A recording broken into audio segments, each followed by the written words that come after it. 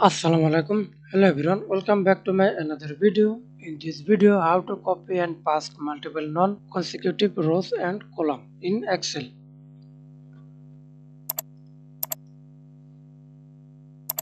Click Home menu. You can see Clipboard. Click here. Clear all.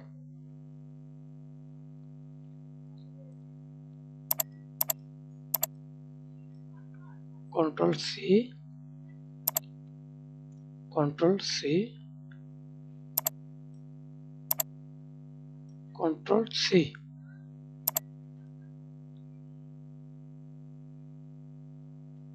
I paste here.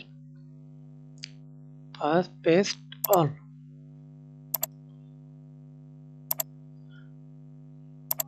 Thanks for watching.